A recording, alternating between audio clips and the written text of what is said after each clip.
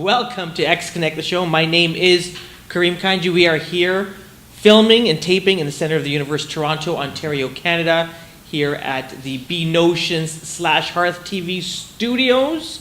I want to thank everybody who came last week to Android TO and made that one of the best mobile conferences in all of Canada. So thank you very much for supporting one of our supporters at BNotions. And also want to thank everyone for watching and supporting our program as well. We have Sean Ward on the board over there, as well as John Bunning manning the laptop in the corner, right over there. I don't know if you can see him. But I want to welcome our guest, Ameet Wadhwani. How you doing, buddy? Very well, thanks. Thanks for having me in, Karim. Hey, no worries. Thank you for coming in. Pleasure. And for continually checking to make sure that today was the day. Hey man, I didn't get an invite, I didn't get a pulse. What do you want? Always giving me a heart attack. But let's start off. There's a new company. There is. On the horizon. Yes. Called Optimian. Optimian Communications, that's right. Optimian Communications. Yeah. So why don't, this is I guess the universal debut Yeah, on it is this show. actually, yeah. Talk to us about Optimian Communications. Sure. What is it about? What are you guys doing? So Optimian grew out of Big Time Design, so still a partner at Big Time Design. We've got a number of products that we're building out of Big Time. One of the products was Pulse, formerly known as Radar. A lot of people may have known it as that. And it was one of the products that's just getting a lot of traction. Got a lot of customers in market on it, getting a lot of users on it now.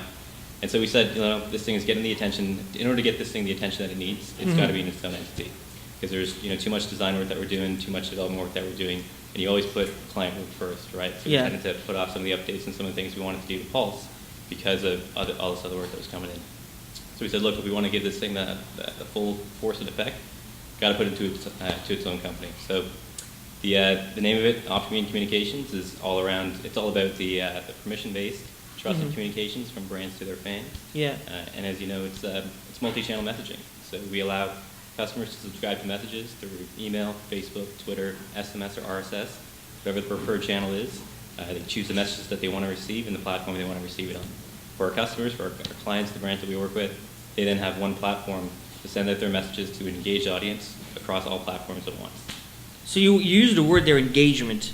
Yeah. I mean, why is engagement important, number one? And number two, why is the Optimian product what you feel is the channel or the tool that people should be using or brands should be using? Engagement first and foremost.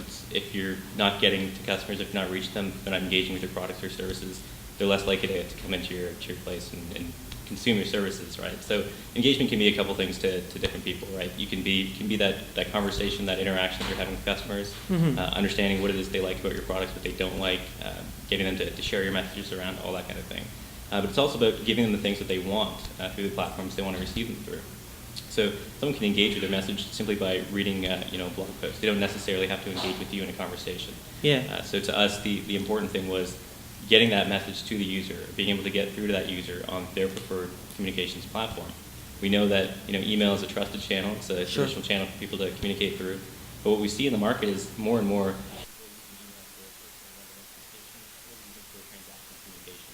we know that with Facebook and Twitter, the reasons that people switch to those channels and follow brands on those channels is to keep up with them and to kind of get the things that they want, things that you would traditionally get through an email newsletter, product updates, announcements about sales, things like that. Sure.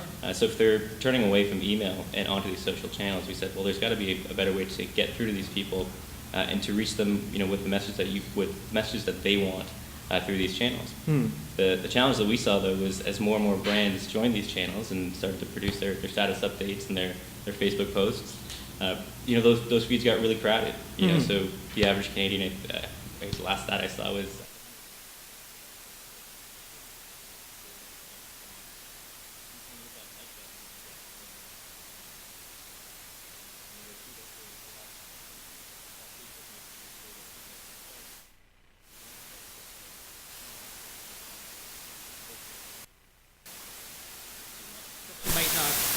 about that brand, you might like something very specific. Exactly. So you're not getting that.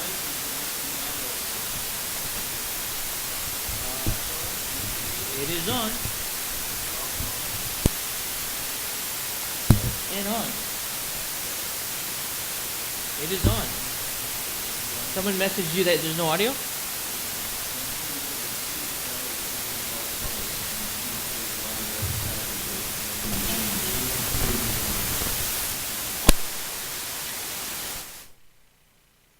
All of a sudden it went dead. There you go. We're back? Yeah, the switch the inputs. All right, this is awesome. Did we get anything? Yeah, just went out for a second. Okay. This is the best thing about doing a live show. And so this is amazing. This is great. But I wanted to ask you this. Yeah. You know, you talk about engagement. Sure. And the Optimian is really a tool. How do you enable engagement?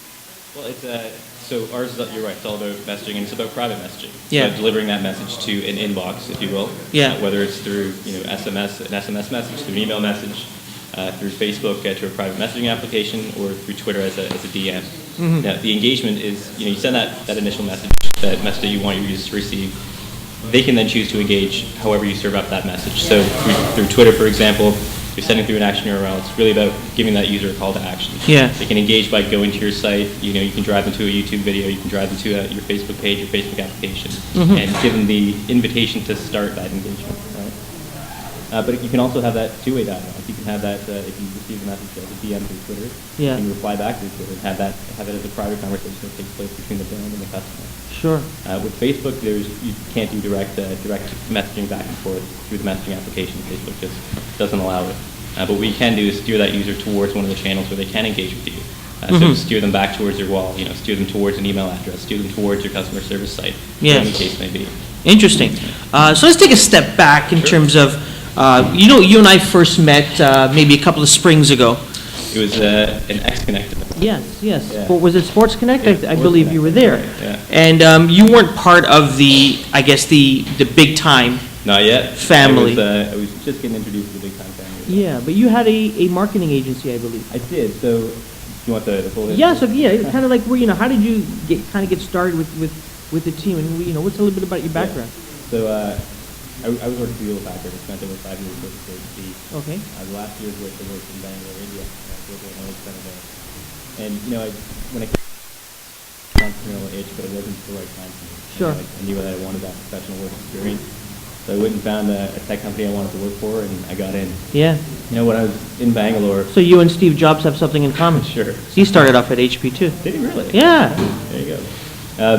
So yeah, when I was in Bangalore, it's hard not to be part of the startup community there. There's so many new businesses sprouting up, and just like you see down in Silicon Valley, people are building these new companies out of their garages, out of their apartments and whatnot. And so as we got more social, we started meeting more people. I got to see and got to be part of that excitement while I was down there. And that really kind of flipped the switch for me. I said, it's time for me to move on, do something new and different. And thankfully, debt-free, no kids yet. Nice.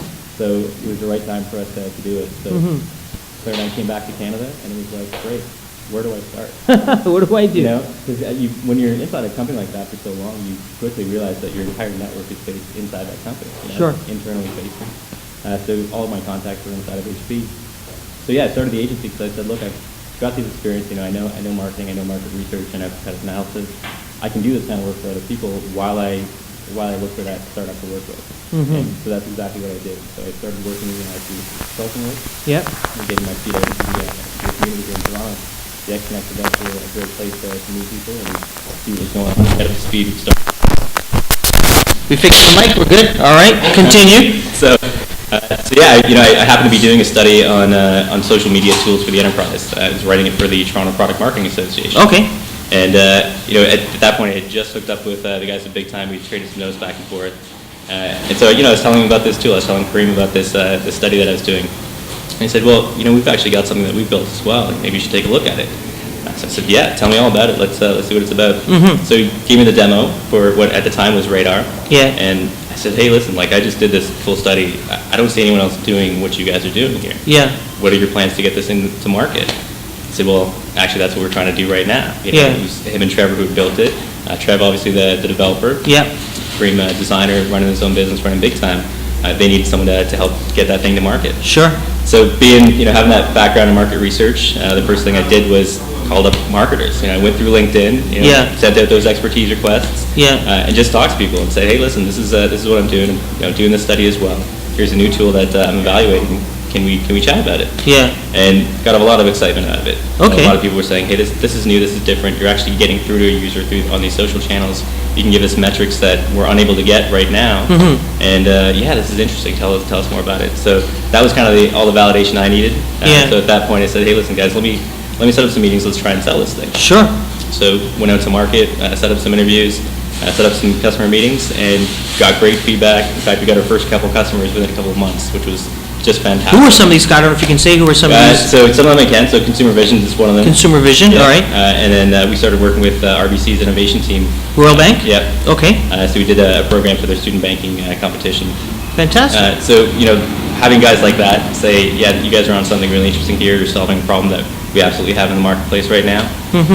That was all the validation we needed. So then it was a bit of negotiation back and forth with Karim, and came on as a full partner pretty much the summer of 2010. Interesting. And then just been running with it ever since. Fantastic. Yeah. So you talked a little bit about metrics and some of the agencies that you spoke with, were telling you, you're able to deliver metrics that we can't reach. Yeah. What are, the traditional, like email blasts, what are the traditional, ROI on that or the metrics? So with email, people look at, first of all, what are the open rates? How many people are actually opening these emails? Sure. And then what is the response rate, or what is the click-through rate from these emails? Then you start to look at, how many people you start to do marketing automation things, right? If people are responding to this email, let's trigger the next one. And again, you're depending on them opening it and clicking through to your site.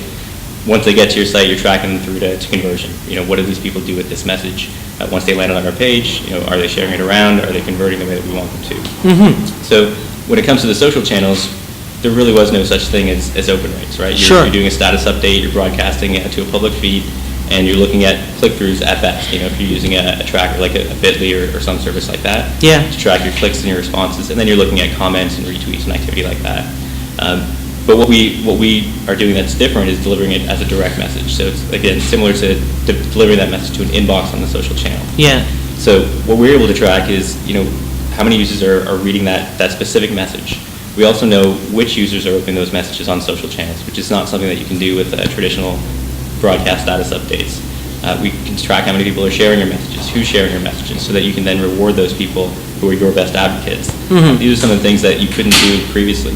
One of the other things that the agencies really like is that it's one common database, right? So you don't have a separate list of Facebook users, a separate list of Twitter users, your email database, your SMS database, and then your list of RSS the total brand's fan base, so to speak. That's right. In so one space. For those people who are opting into your messaging, you've got one centralized database. Not only do you have these users in one database, so you can understand them better, you can understand their likes and interests more, you can do some more profiling activity, but you also have what their interests are, because they're subscribing to categories of messages, and we're only delivering messages based on their interests. So now we know, when we look through our clients' list, we can see what categories of messaging are people looking for through Facebook versus, say, Twitter or email or SMS. And that helps our clients to determine what kind of messaging should we be pushing through to these channels. Interesting.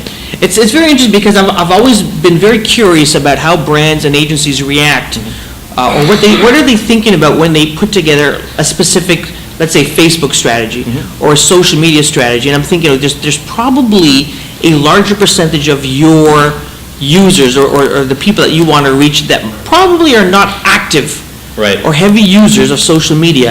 And they would then create another strategy for these people. And it seems to me that a tool like Optimian, you can create one strategy for communications to people who are your fans and people who you want to be your fans. Create one strategy for that, but then being able to use, whether it's Facebook, Twitter, SMS, RSS feed, to tell that same story or convey that same message. Yeah, and I think the big part for us, the big part of the strategy discussions that we have is, look, your users aren't sitting there online day in and day out just waiting for a message from you to come through this public feed. We're offline for this hour of the show. There could be some really interesting tweets or special offers that we're missing out on. And unless we're going to go back to each one of those feeds and read through them, we're just going to miss them, right? Whether we want those messages or not.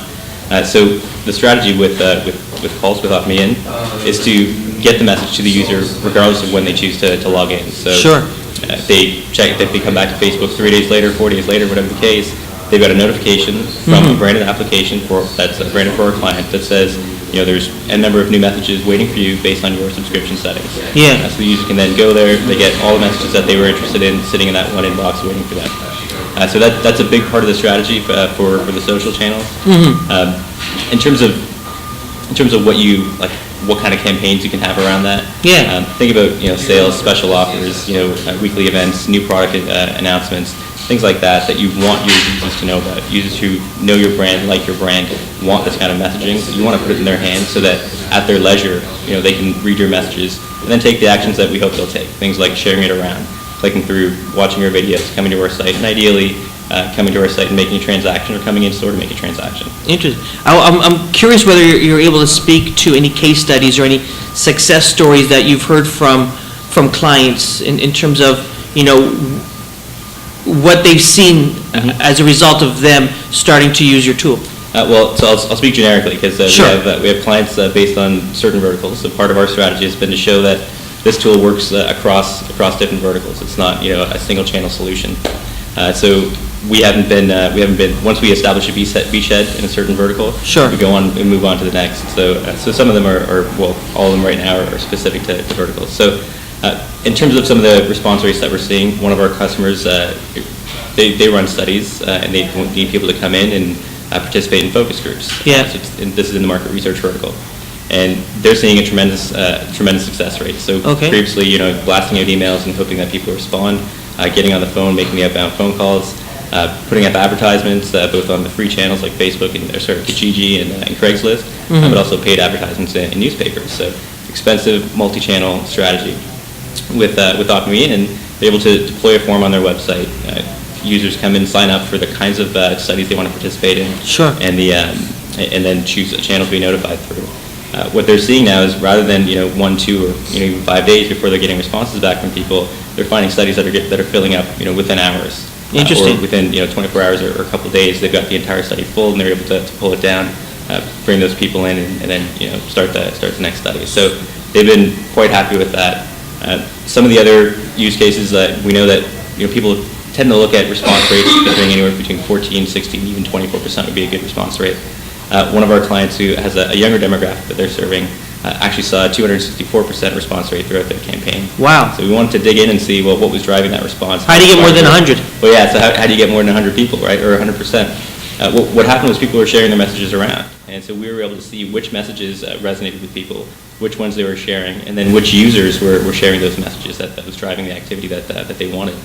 So they saw tremendous success there. They got new people entering the database as a result of having shared that message around, driven people back to their sites. People see that the Pulse system at the time that was there. They would sign up to it, and then you've got a new member in your database. So we've seen some really good successes in different ways in different verticals. Interesting. Talk about the value of partnerships. I've kind of seen you guys, grow from Radar to Pulse to now Optimian. Yeah. And I've seen you guys work with a lot of different brands and people across Toronto. Yeah. Talk to me about the value of partnerships, and maybe if you want to talk about some of your companies or people that you've worked with. Sure. I liken finding new partners to dating. Like what we did in the early parts of this year was go and hit the agency circuit. So we went and talked to as many agencies as we could, and really it was about finding the right ones to work with. We can't sign up 100 different agencies and having them resell for us or service our clients with them. It would just be too much. But what we needed to find was who really gets it, who's willing to do something new and innovative and different for their clients, and then who can best represent our product. Who's going to work well together, who's going to have a good work process with us. And that's one of the things that we're finding is not all agencies work the same. They've got very different processes that they use. Some of them are happy-go-lucky, just email threads and phone conversations. Others are really good about documentation. So it's been an interesting exercise to kind of go through and interview these guys, get to know a bunch of different agencies and get to know their work styles, and then find the right ones that we want to work with and partner with. So on the agency side, on finding partners to resell, that's been a really interesting experience. We've kind of settled on a few right now that we're working with. Nice. Quite happy with the way that those are going. But there's other partners as well. I mean, not formally, they're not formal business partners of ours, but let's say Coral Sea is a good one that I can talk about. So Scott Howard, representing Coral Sea here in Toronto. Yeah. Not only have they been great about helping us to fund one of the spin-off products from Big Time, and to help commercialize that. they're also helping with things like legal agreements, things that, Fantastic. yeah, like employment contracts, and that's, as you know, one of the biggest challenges Yeah. of running your own shop. All the details. All the details, all the admin. You can't just send it upstairs and have someone from legal sign off on it and ship it around, right? True. You've got to take care of all that stuff yourself. So they've been a great partner in terms of helping us to get those things nailed down and giving us as much of that as they can. Of course, we've still got to customize it and get our guys to sign off True. on it, but it's certainly less expensive when you already have those templates and you have a good understanding of what's there. Scott's also been great about introducing us to people, whether it's on the investment side or whether it's on for clients. It's just really great to have people like that out in the market for you who've got your interests at heart and are helping to make those introductions, those inroads for you. Fantastic. Yeah, Scott's a great guy. Yeah. Seems to be all over town. He is all over town. He's a great connector. Yeah. Couple of questions to end off, and so the first one is, I know you guys have been, out on the streets, out on the road in terms of talking to investors and such. How has that conversation gone? So I don't know if you're able to talk about that. Yeah, or? I mean, hey, listen, I'll tell you exactly where we're at right now. So we started this whole thing in May. There was something called the Technology Growth Initiative that was sponsored by the Government of Canada, the Trade Commissioner Service. Yeah. So it was actually Scott, props to Scott, who hooked me up with that. He sent me the application and said, hey, this is something that you guys might be interested in. At the time, we weren't looking for funding, and we said, we always wanted to give ourselves at least a full 12 months, and then we were going to make a decision about which direction we wanted to go in with the product. So going to this event, getting to see other companies pitch for the first time, to do our own pitch, and then just to learn about other aspects of financing and how this whole process works. Sure. That was great. Apparently we performed pretty well. We got an invitation from the Canadian Trade Commissioner Service to then go down to San Francisco and participate in 48 Hours in the Valley, which again was pure learning experience for us, figuring out what is this fundraising process like, what kind of investors should we have on board, do we even want to take money at this stage? How was the vibe in the valley? It was fantastic. One of the things that we were concerned about is that we're going to get down there and people are going to say, guys, there's tons of people doing this, you got nothing to do, and then go back up to TO. We've done this 10 times already. Yeah, we've done this 10 times over, but that didn't happen at all. In fact, we made a lot of great contacts down there. Fantastic. We got to meet with the guys from Facebook, some guys from Twitter, and all of them were telling us that, hey guys, this is really interesting, this is really unique. Keep us posted on what you're doing. Let us know how we can help. So that was great validation. We also got to do a couple boardroom pitches, right? We went down to, I believe it's Embarcadero Place, and up some towers, and got to pitch in a boardroom. The big leather seats, the big scary boardroom that you hear about. And we got great feedback from that as well. So that was kind of the validation that we needed to say, all right, we've got a good product. We've got some great use cases. Clearly targeting the right clients. We're off in the right direction. Maybe we should start looking for funding. So then it was just a matter of, in the same way that finding partners for agency partners to work with, it's how do you find the right investors to work with? True. They've all got very different motivations, and is it an angel investor or is it a VC that you go after? Do we even need this investment right now, or should we continue to bootstrap and have clients fund our development, which they have to date? So we, during the summer, we set up as many meetings as we could, talked to as many people as we could, got the word out there, refined our deck a number of times, spoke to mentors, did the whole practicing in front of a video camera thing. Yeah.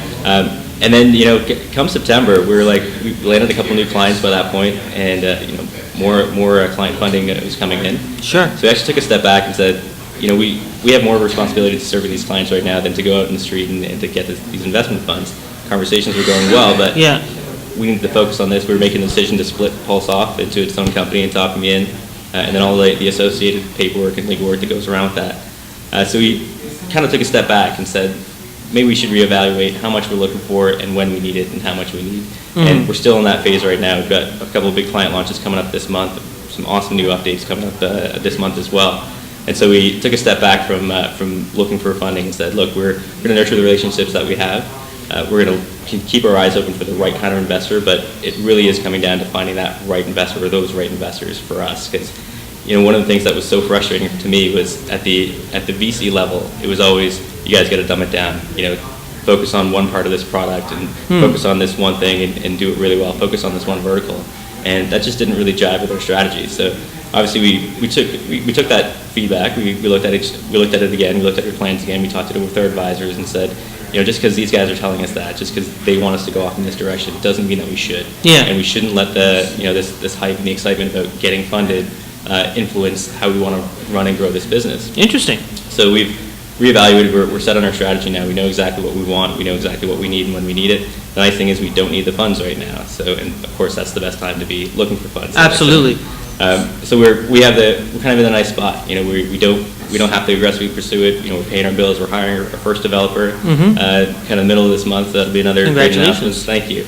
And that's all been, you know, based off the hard work that we're doing to get clients to you know, pay for our product, rather than having someone else fund it and worry about making revenues later. So fantastic. So we're focused on revenue. We're going to continue to do that for the next little while, and then, you know, if and when the right opportunities come along, then we'll take it. But for now, we're kind of taking a little bit of a step back from it.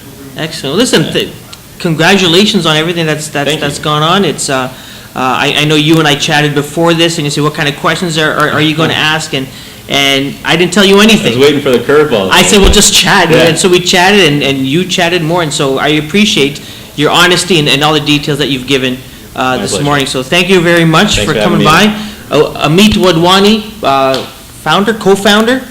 co-founder of Toronto's newest company, Optimian. Check them out. Follow this guy on Twitter at Ameet_Wadhwani. That's right. We'll have his Twitter handle in our show notes at XConnectTO.com. Again, my name is Karim Kanji. Thank you for watching the XConnectTO show, which is always brought to you by the kind and cool folks at thirdocean.com. Thank you very much for joining us. We'll chat with you soon.